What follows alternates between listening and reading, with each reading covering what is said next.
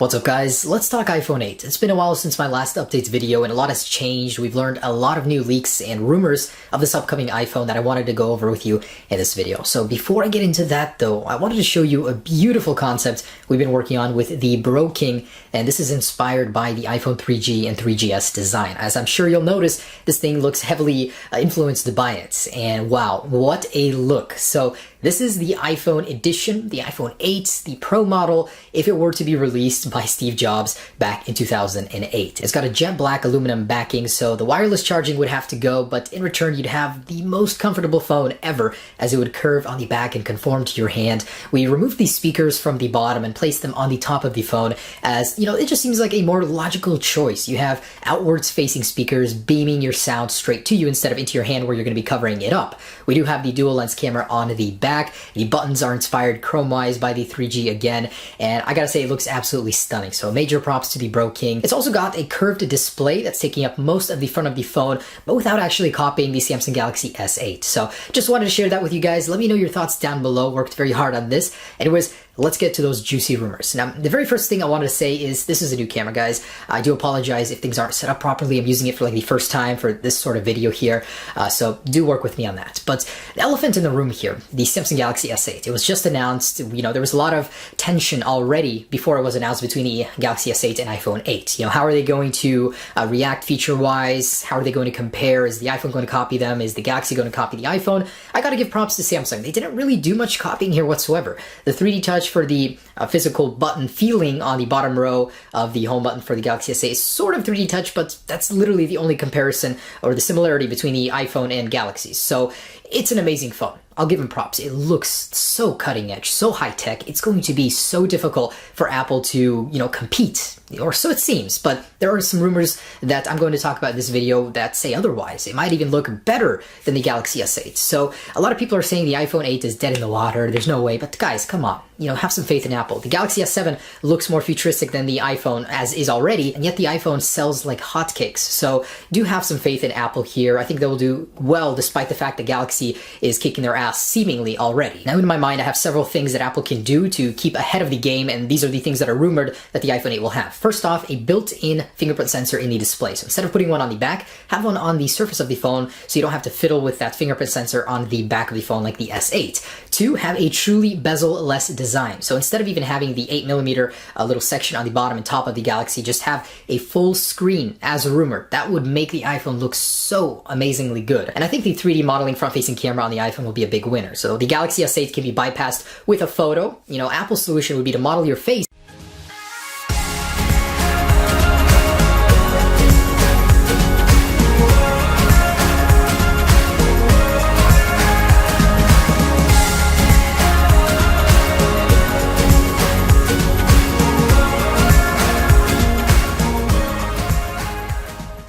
and instead of a photo being able to bypass it, you'd actually have to have a 3D physical model of the face, which is much more difficult to bypass this security with. So Apple's going to focus hugely on security with this 3D modeling camera. And those are the 3 points that could, you know, elevate the iPhone ahead of the Galaxy S8 in my opinion. So shout out to Ryan Jones who put this together. This is actually super cool. So this is a size comparison of what the iPhone 8 would look like based on the math provided by Ming-Chi Kuo, the screen sizes and everything, the bezel-less design. If considering all of those rumors were to be true, this is what it would look like, and it looks so good. I mean, it's unbelievably small compared to the outgoing iPhones, but compared to the Galaxy even, this would be a more futuristic design even. And a super cool rumor provided by Barclays analysts is saying that all 3 models of the iPhone coming this year will have a True Tone display. That means they'll have the sensors compatible for it and the software inside. So much like the iPad Pro 9.7, it'll basically take your color temperature of the display and adjust it to your ambience instead of just a sunset sunrise schedule currently with night shift. So I think that'd be super cool. It was rumored to happen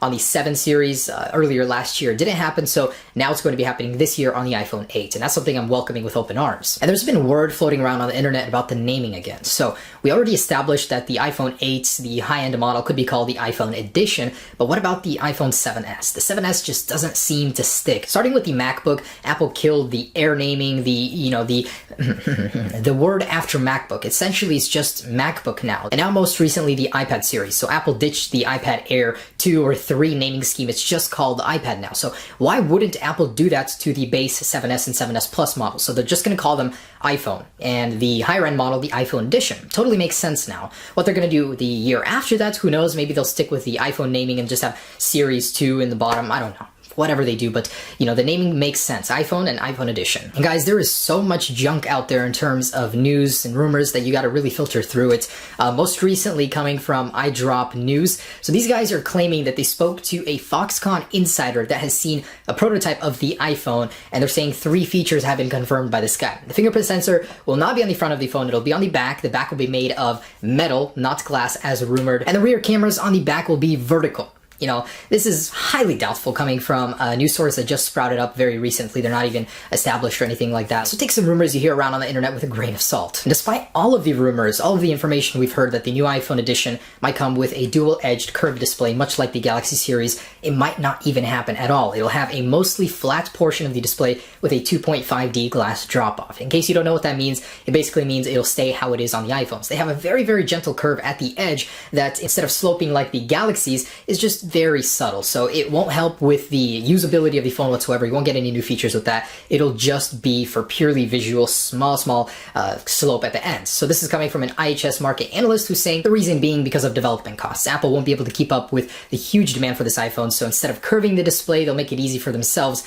and just have a very gentle 2.5D slope. And this was later confirmed by Nikkei, Ming-Chi and even another reputable analyst company. So basically everyone's saying that it won't have a dual edge curved display, just how it is right now, but with an organic LED panel. And talking about demand, the iPhone 8, according to Digitimes, will strain the entire world's supply of organic LED panels. To be precise, 14%. Now, Samsung will be making these panels for the iPhone, and Apple is going to be taking 56% of their production for this iPhone. So just to give you a little bit of scale on how big the iPhone 8 is going to be this year, it's literally going to affect other businesses. A lot of other companies that make phones will not even be able to use organic LEDs because the price will go up because of, you know, the availability of this thing is just all going to be going to Samsung and Apple mostly. So a lot of companies are going to be sticking with LCD later this year just because of this. It's kind of crazy. And this one is most likely not going to happen. It's probably fluff. Coming from ET News, they are claiming that the new iPhone will pay homage to earlier versions with a water drop-like design. So much like the concept I showed you guys, essentially it starts here and wraps around and ends up here. So very similar to an iPhone 3G like. It's probably not going to happen, but sure, it would look amazing if it did. Now the price of the Samsung Galaxy S8 may really put the iPhone 8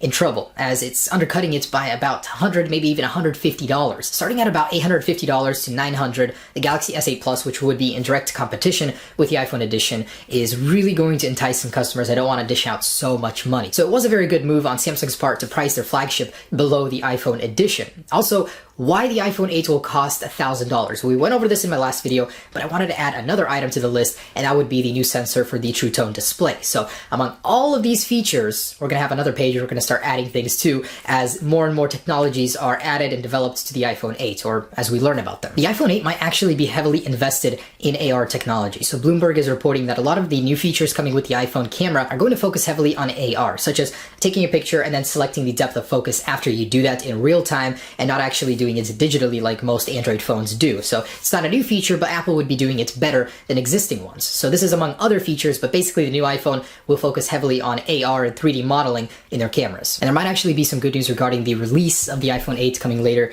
this year. So Barclays analyst is actually saying that it might be releasing alongside the 7S and 7S Plus with a very limited release. So you might not even be able to get one, as it'll sell out within seconds. But he's saying that the full release with all of the devices more stock will be happening in Q4, so around December. And here's actually a really cool patent. This is in a way very similar to DeX with Samsung, where you can dock your device and run it like a desktop on a monitor. So this is sort of a dumb shell of a MacBook that you would place your iPhone in and use it as a trackpad on this device with a possible GPU built in to power the display. So this is a patent that may suggest the future with the iPhone 8 or devices past it, where you can dock them and use them as a computer with this, maybe even a separate dock. But it's really cool that Apple is looking out for this. Now, production of the A11 chip is starting this month in April by TSMC, and this is going to be the 10nm structure. It's going to be more efficient, more powerful, and matching the Galaxy. And the last thing I wanted to mention is Unicode 10.0.